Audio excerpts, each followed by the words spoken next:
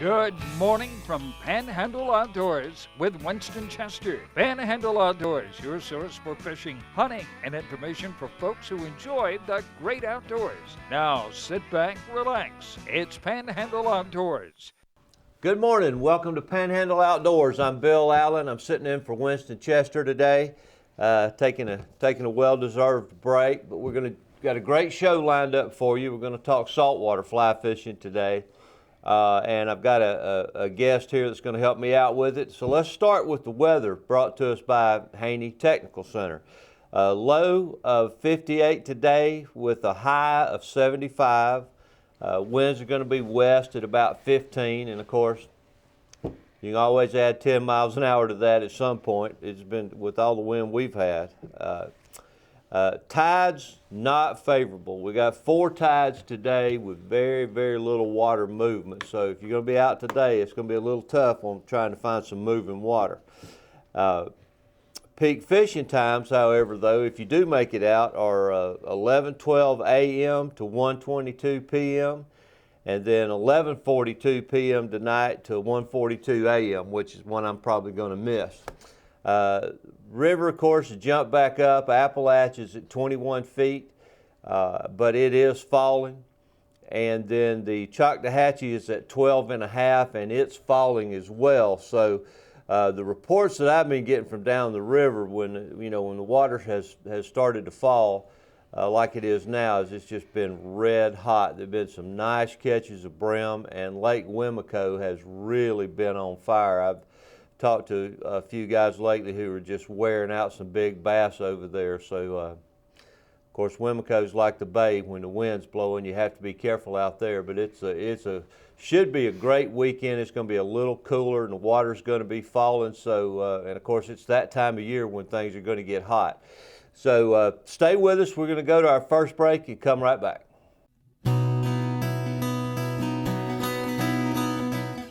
All right, welcome back. I am pleased this morning to be joined by Captain Steve Bachman. Steve, how are you doing, buddy? I'm doing great. Good morning, Bill. Good morning. Steve is a local captain here and an avid fly fisherman, which y'all know that I love dearly. I keep saying anything you can catch on a fly is more fun than anything else. Up close and personal. It is up close and personal. So, just tell us a little bit about you. You guide here in this area. You do mainly East Bay. I think you spend a lot of time over there, don't you? I do. I do, Bill. I actually live on East Bay, so that's what I consider my home water. But I fish all the way from St. Joe all the way to Choctawhatchee Bay as well. I've been over to Hogtown Bayou a few times, but really prefer East Bay, West Bay, St. Joe Bay. Yeah. So. I started fly fishing probably in the late 80s, and I did not have a flats boat at the time, so most of it was geared toward wade fishing. Right. I used to go down on the beach, spend a lot of time on the beach, spent a lot of time in Lake Powell, because at the time I lived on the beach. Oh, yeah. And so that's kind of where I, so to speak, honed my talent, my ability. I wasn't guiding at the time. Flats boats were few and far between back then. That's very true. So it wasn't the every other boat deal that it is today. You had to wade, spend a lot of time even prior to that in my yard, learning how to cast. I'm self-taught, so it's been real rewarding, a lot of fun. Yeah, it's a blast. And I talk to so many people that, just a lot of people started wade fishing. For the love of it. There weren't the number of boats there used to be, and so you're wandering around the bay. But now, especially fly fishing, because, you got to kind of be real sneaky when you're wading out there trying to get near enough to drop a fly on one. Very true, very true. The other great thing about wade fishing, it's a great way to beat the heat, especially in the summertime around here. And we forget about how hot it gets. You get out there in that water early in the morning, it's a lot cooler. So it's one way certainly to beat the heat. The other thing too is when I first started fly fishing, you get into the winter time, a buddy of mine and I, his name was, we call him Captain Chuck, he had a canoe. We used to drag that up to the steam plant when you used Oh, to be yeah. able to drive in up there. Oh, yeah. And we had a standing date every Sunday. Rain or shine, didn't matter, cold, freezing rain. You figure we would wear waders. We would move around with his canoe, but we would get out and wade and catch those speckled trout up there. Yeah, I got some great memories of going up there. Yeah. My dad and I, I was probably 5 or 6 years old, you know, yeah. he dragged me out there, and then with a cork and shrimp. So anyway, what Brady and I were talking about this, and you know, nowadays you got the fast boats and everybody's running around, but you know, when you were waiting, obviously you tended to fish a place a lot better. Yeah. You know, you had more patience, and you fished a place. Sometimes I think we give up too quick on spots, you know, where you know if there's going to be fish or eventually fish there. But anyway, we wanted to Steve has brought some flies with him today. He's brought one of the rods that he uses. We wanted to talk about just set up and what you're looking for, you know, and that kind of thing. But as far as anything in particular, land-wise or shore-wise, that you look for when you're starting to fly fish for redfish?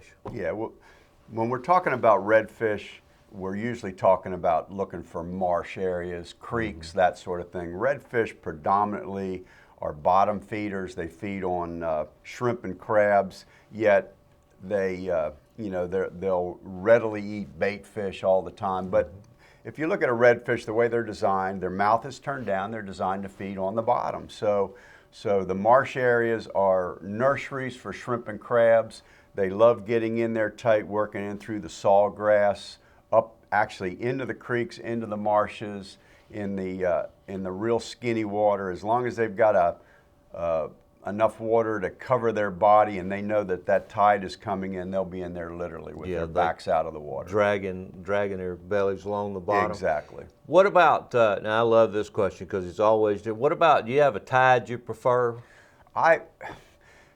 People love to fish for tailing redfish, where Right. you can see the fish, the movement, and for me, the best tide on that is the low coming in, because they've had to sit out there in the deeper water through the bottom end of the fall, all the way through the low tide, and then as soon as that tide starts in, they get in there as quickly as they can, and wait for the tide to bring them their dinner. Yeah, and the bait looking for a place to hide. So, exactly. All right, when we come back, we're going to take a quick break. When we come back, we're going to work on a fly rod setup and just kind of go through the basics of how to get ready to do this. So stay with us.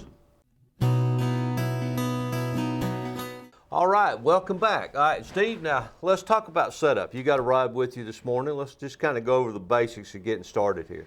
This, the standard for redfish is either typically a 7 or an 8 weight rod. Yeah. This is a 7 weight rod, 9 feet. This is a 3-piece. This is one of my original fly rods. Excuse me.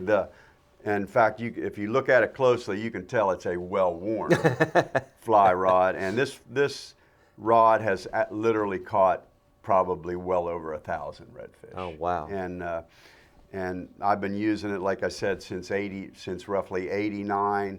I like the 7 over the 8 because we're throwing small flies. All these flies we categorize as shrimpy, crabby type flies. Absolutely. If you'll notice, they all have some type of eye. Some have lead eyes, some have bead chain eyes. You want the fly to get down to the bottom, and with it being a smaller fly, the lighter rod in the 7 weight with a 7 weight line will add a stealthier presentation for the redfish, because you do have to drop the fly in there.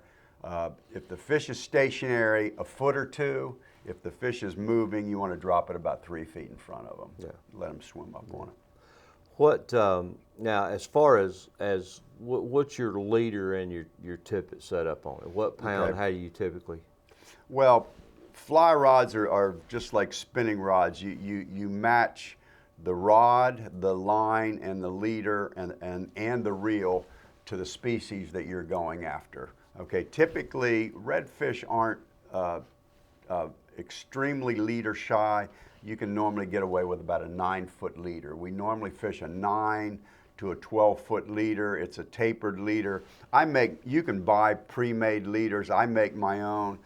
On a 7-weight, I come off of the fly line with about 5 feet of 40, and then I go with about 2.5 feet of 30, and then maybe a foot or so of 20, and then to that, I go with a 10 or a 12-pound tippet. So that's basically your tippet. Yes. Now that's kind of, I say that's a little bit old school. I mean, it really kind of is. You don't find the diehards will do that rather than, because you can go buy a 9-foot tapered leader. You can buy them all day long, but when you can start customizing your leader and your tippet to your rod and to how you fish by tying that, progressive exactly.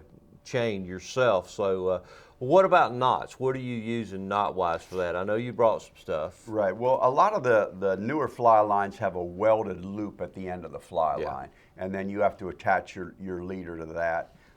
We use a lot of loop-the-loop type knots because you can disconnect them, change them, that sort of thing. The handshake knots, the ones that I was talking about for freshwater fly fishing. One of the common loop knots is called a perfection loop. It's very easy to tie. You just make a loop, come across it with a second loop, bring the line underneath this, and bring that second loop over top of your lock, and then pull it through, just like that, and it makes a nice loop.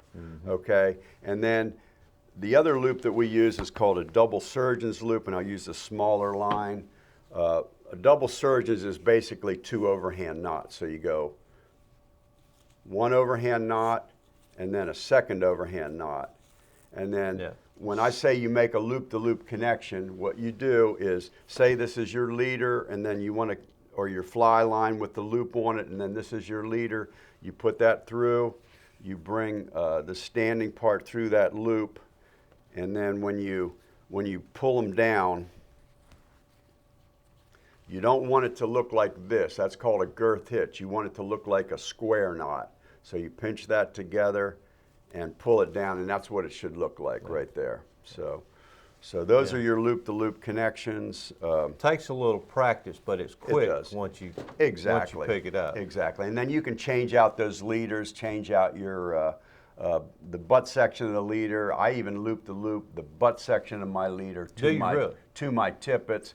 And I do that more, I know we're talking about red fishing, but in fly fishing I have pre-made up leaders because they're intricate with the flies on them, and then I can interchange those flies merely by loop-to-loop changing the leaders. Oh, okay. Well, that's a good idea. That adds, right. So your flies are already set up. When you pick up a fly, then you're just mainly for the tarpon, not so much for the redfish, but that's the advantage of having the loop-to-loop connections. You can break those down very quickly. So anyway, the other thing about if you're going to go wade fishing, you don't need really a lot of equipment. You can grab your fly rod, you grab a box of flies. All these fishing shirts have big pockets in them. That's what they're actually for. And then you grab a spool of tippet material. It's nice to have a set of forceps because when you unhook a fly out of a fish's mouth, a pair of pliers really are too big. So hemostats work well. And then, in this case, I just take a swivel here and attach my little nippers, my cutters for cutting the line. And you can just take this and clip it on your shirt, let it hang there like that, and stick the box of flies in your pocket, grab your rod, and you're pretty much gone. You're gone. You're pretty much gone at that point. So it's a very simple, easy sport and a lot of fun, and you don't need a lot of equipment to get going. That's very true, and a lot of the mistakes that I see with people starting out is they're not. Your fly rod can do the work for you. Sure. You know, you don't have to wail away, Right. at a fly rod, cause it a great wake in the boat, and everything else. True. You just allow that allow the fly rod to load up, and make a nice presentation out there. Like you said, ahead or close, whatever the situation is. with the fish, like you said, depending on Exactly. moving. But now, you let it sit for a little bit, picking up the tip, you know, or stripping some. What I tell people is, think about a shrimp and a crab. The way they elude a predator like a redfish is they go straight to the bottom and try to hide either in the grass or the mud. So when you throw your fly out there, you want to drop the fly, like I said, within a foot or two of the fish. Let the fly go right to the bottom. If the fish does not immediately come to the fly, which a lot of times they will, you'll see them come right up on it and tip up on it. Then you just start little strips until you feel some weight there. Once you feel some good weight, then you can set the hook with a strip and then put some bend in the rod. But it's always a good idea when you put that bend in the rod to go sideways and low. You don't want to lift it like they do in freshwater fishing, because as soon as you do, you're pulling it away from the fish. So the key there is what I tell people: less is more on the movement of these flies, because these shrimp and crab, they're not going to try to outrun that fish. No, they're going to try to hide. That's very true. So, all right, hang on a second. We got to take this quick break, and then we'll be right back. All right, welcome back. Steve, let's talk a little bit just about the basics of casting, just to get people started in the right direction for those that aren't doing it. Just some to-dos as far as handling the rod. Okay. When you're casting a fly rod, you're casting the weight of the fly line, as opposed to in spin fishing, you're casting the weight of a lure. Very true. So to generate that line movement, we have the basic cast, which is, everybody talks about, if you drew a big clock, the position of 10 to 2. Yep. And what you want is, you want your rod tip going in a straight line. And when your rod tip goes in a straight line, you can form, and you stop it, you can form what we call a tight loop with the fly line. Here, just hold this a second. When you stop the rod, your loop forms, and you want your loop to look like this going out. That's what it needs to look like. If it looks like a big open loop like this, that's because you're putting too much arc in the rod tip. You need to have the rod tip go in a straight line, and you want your loop to be aerodynamic to look like this. On the front cast, now pull it back, and then on the back cast, it forms and goes the other direction. So that's the basics of the fly cast. The farther you can move that rod tip in a straight line, the more speed you can generate, and the more distance that you can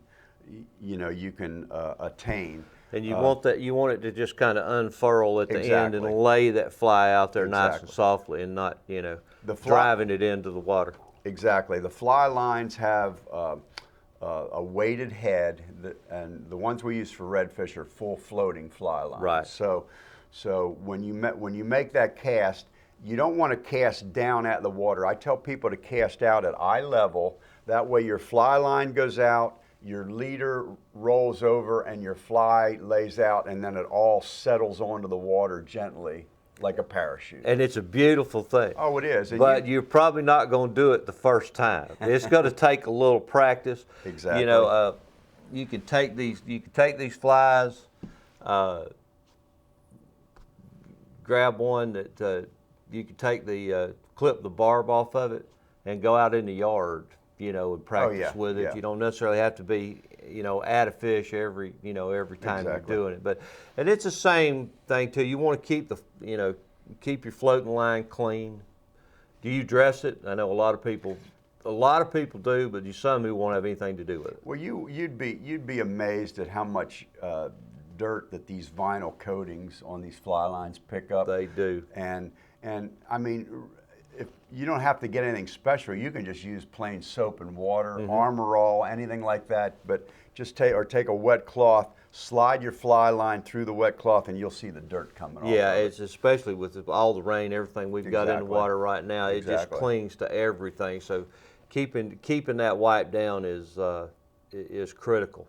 Now, let's talk about, you brought some pictures with you to show that this really does work. People say, well, you really catch anything on it? Absolutely. So you want to talk about what we got? Sure. Before we get into that, one other thing I'd like to say is, Sure. is on fly fishing, it's typically sight fishing. So Yeah. you need sunshine, you need some clean water. You want to be able to see the fish to throw to them. And we don't have that right now, but we're going to get it. And, It's coming. And we have. You we need do. quiet. We have typically tremendously clean water here. We're very fortunate to have clean water. But anyway, we have some pictures here. This is my son with his absolute first redfish on fly. Oh, cool. So he was a spin fisherman, but I'm slowly getting him Get a converted. convert there? Yeah, this is one of my customers. This is his first redfish on fly, and he's a very accomplished angler. Wow. Now he travels all over the island area, but that is his first red on fly. This is a Air Force doctor that was one of my customers. Before he came here, he was stationed in Hawaii. He caught some of those 10-pound bonefish. He caught 100-pound giant trevally, but you can tell by the smile on his face that's his first redfish, and he couldn't be prouder of that. It's an accomplishment. This is a friend of mine over in East Bay, out over there by the marsh. This is one of the bigger redfish we catch on our flats. Most of our flats reds are 3 to 8 pounds. This fish was pushing 12. That's a stud and right there. a really nice fish. And How long did it take? That fish was caught on this rod right here, a 7-weight. Took him maybe 10 minutes to get it in. But he's a good angler. Yeah, I was going to say, now that's quite a fish. Now, and I know this is a redfish show, but this is the same guy, Jeff. This is over in St. Joe. He caught a really beautiful trout on fly. That is a stud trout right there. So, and this is a fish caught over in Choctawhatchee Bay out of Hogtown Bayou. We fished all day. The fish were really skittish, and right at the end of the day, we got a redfish. This is a beautiful fish caught again in St. Joe. Now this fish ate a popper. If you come on to some schooling reds, popper's a good lure to throw in there. Well, Steve, listen, I appreciate it very much, you coming in. I've had a ball talking to you. I can't wait to fish with you again. And so, folks, we appreciate it. Listen, it's fun. Give it a shot. You'll be hooked, I promise. Have a great day. We'll see you tomorrow. Thanks for joining us for Panhandle Outdoors with Winston Chester. Panhandle Outdoors features hunting, fishing, and other activities and information to help you enjoy the great outdoors. Join us next time for Panhandle Outdoors.